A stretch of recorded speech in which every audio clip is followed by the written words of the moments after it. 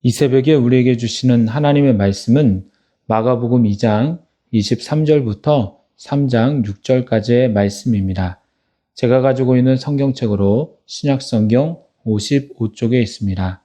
하나님의 말씀을 받들어 읽겠습니다. 안식일에 예수께서 밀밭 사이로 지나가실새 그의 제자들이 길을 열며 이삭을 자르니 바리새인들이 예수께 말하되 보시오 저들이 어찌하여 안식일에 하지 못할 일을 하나이까. 예수께서 이르시되 다윗이 자기와 및 함께한 자들이 먹을 것이 없어 시장할 때에 한 일을 잃지 못하였느냐. 그가 아비아달 대제사장 때에 하나님의 전에 들어가서 제사장 외에는 먹어서는 안 되는 진설병을 먹고 함께한 자들에게도 주지 아니하였느냐. 또 이르시되 안식일이 사람을 위하여 있는 것이요 사람이 안식일을 위하여 있는 것이 아니니 이러므로 인자는 안식일에도 주인이니라. 예수께서 다시 회당에 들어가시니 한쪽 손 마른 사람이 거기 있는지라.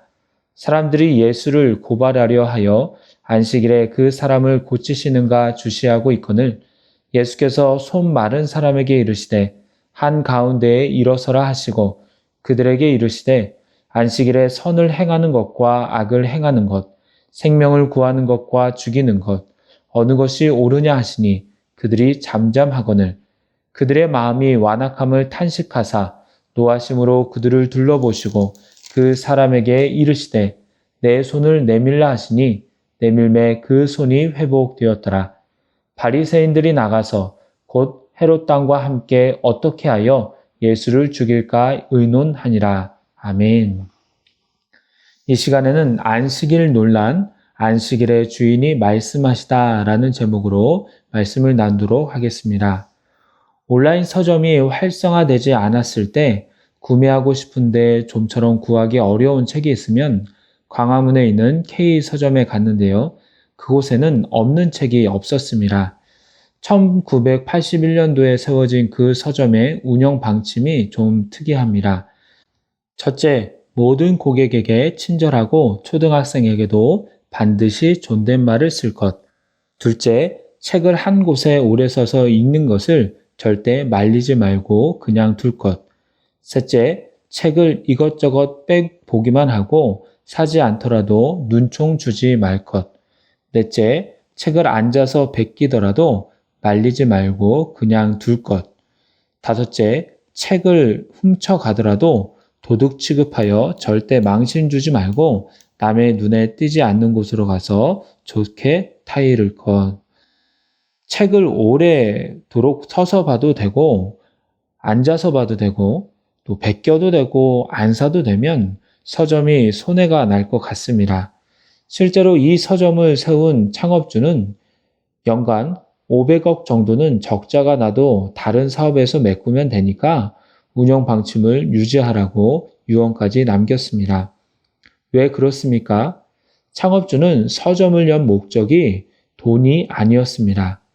국민을 위한 것이었고 국가의 미래를 생각한 것이었습니다. 이것이 서울 중심의 서점을 연 목적이었습니다. 지금도 그런지는 확실히 모르겠습니다. 만약 직원 중에 이렇게 하면 돈이 되냐고 하면서 책을 안 사는 사람이나 책을 베끼는 사람에게 눈치 주면서 운영 지침을 무시한다면 그 직원은 창업주의 마음을 모르는 사람일 것입니다.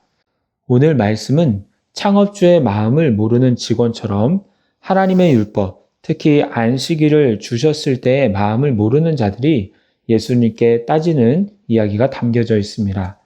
처음 이야기는 예수님께서 안식일에 밀밭 사이로 지나가실 때의 사건입니다.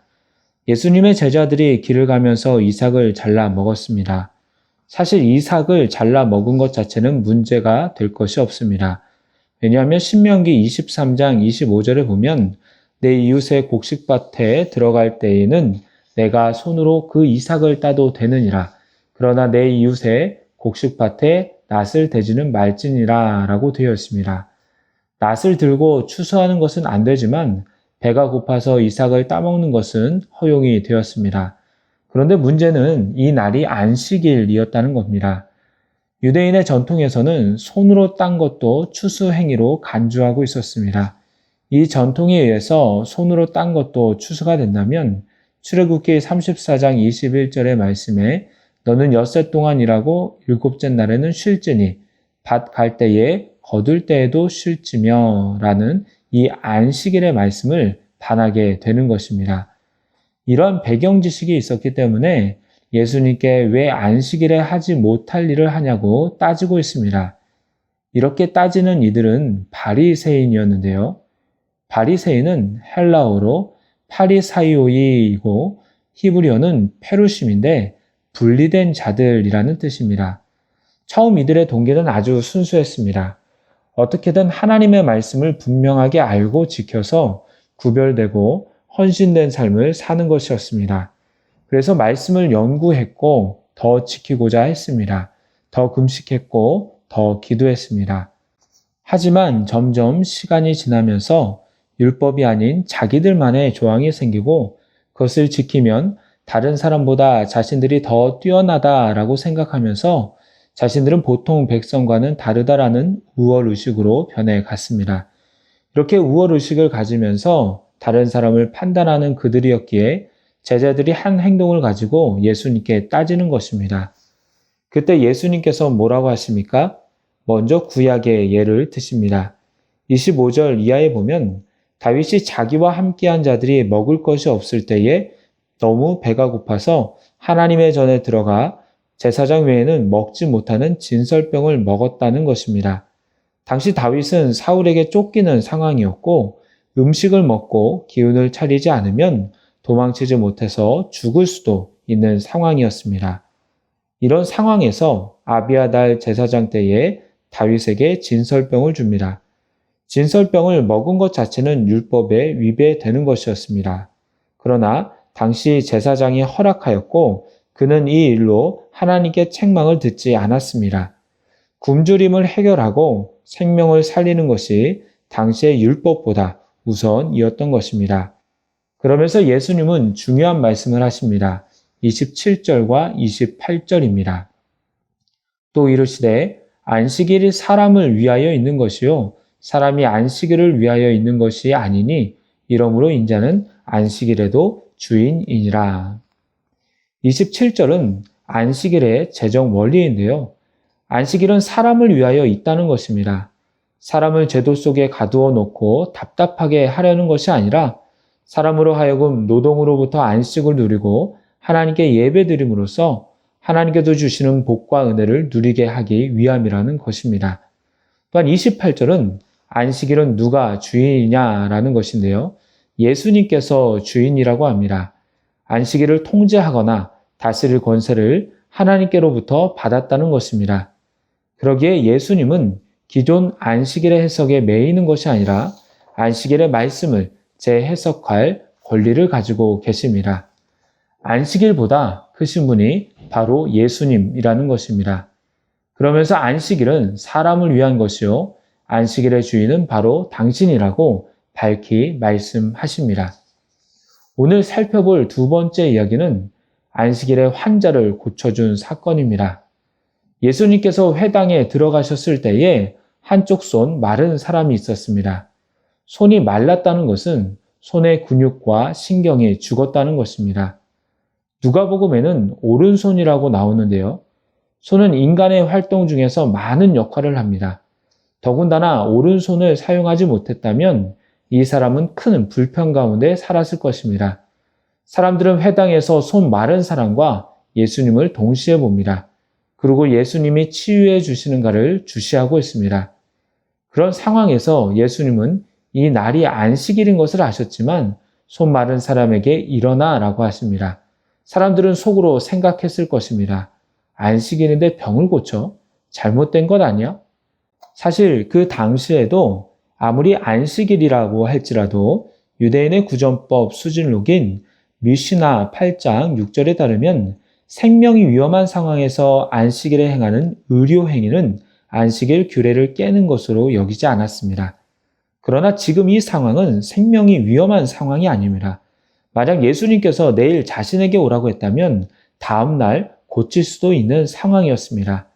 하지만 이미 이 장에서 안식일을 사람을 위한 날이요 본인이 안식일의 주인이라고 선포하셨기 때문에 예수님은 병을 고쳐주려고 하십니다. 그리고 이렇게 주변 사람들에게 질문하십니다. 4절입니다. 그들에게 이르시되 안식일에 선을 행하는 것과 악을 행하는 것, 생명을 구하는 것과 죽이는 것, 어느 것이 옳으냐 하시니 그들이 잠잠하거늘. 비록 이번의 고침은 생명과는 관계가 없습니다. 그러나 예수님은 다른 기준을 제시하십니다. 안식일에 선을 행할 기회가 있고 생명을 구할 기회가 있는데 왜 악을 행하며 죽이는 것을 택하냐는 것입니다. 이 말이 선뜻 이해가 가지 않을 것입니다. 손을 고치지 않는다고 해서 악을 행하는 것은 아니라고 생각할 수 있습니다. 그것이 죄가 된다고 생각하지 않을 수 있습니다. 하지만 야고보서 4장 17절에는 이렇게 말씀합니다.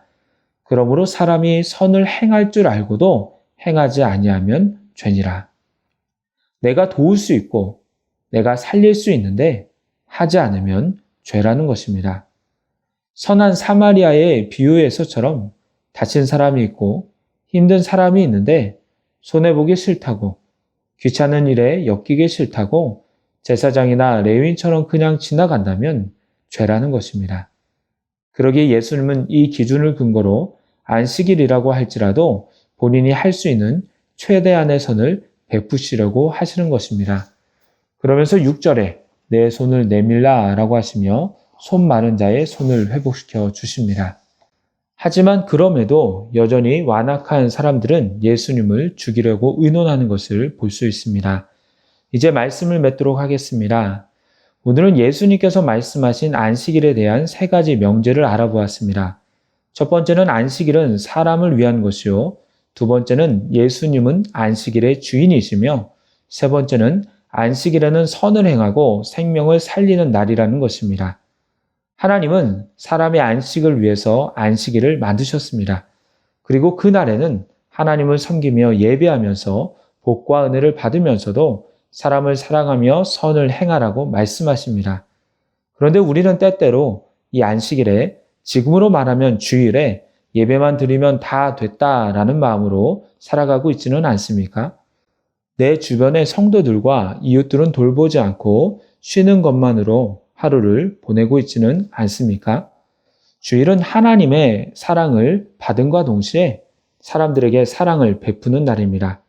그러기에 주일에 하나님께 받은 사랑을 전하며 실천하면서 살아가시기를 바랍니다. 또한 율법의 근본 정신은 사랑입니다. 주님을 믿는다고 하면서 말씀대로 산다고 하면서 내 속에 사랑이 없다면 사랑으로 행하지 않는다면 예수님은 손 마른 사람을 불쌍히 여기지 않았던 무리들을 보시듯이 우리를 보시며 우리의 완악함을 탄식하실 수 있습니다. 그러기에 매일 삶 가운데 사랑으로 살아가고 대할 수 있는 우리 영혼의 성도님들이 다 되시기를 바랍니다. 기도하겠습니다. 사랑의 하나님, 오늘도 새벽을 깨우며 말씀과 기도로 나아가게 하시니 감사를 드립니다. 또한 안식일의 주인이신 예수님을 통하여 안식일에 해야 할 일을 깨닫게 하시니 감사드립니다. 안식일을 기억하며 거룩히 지킬 수 있는 저희들이 되게 하여 주시옵소서. 하나님을 예배하게 하시고 사람을 살펴보고 사랑하는 교회로 삼게 하여 주시옵소서. 또한 매주 그 정신을 기억하며 일상에서도 하나님을 예배하고 기회가 있을 때마다 선을 베풀 수 있는 저희가 되게 하여 주시옵소서. 하나님이 사랑이심을 늘 기억하게 하시고 받은 사랑을 늘 기억하며 실천하며 살게 하여 주옵소서. 예수님의 이름으로 기도드리옵나이다. 아멘.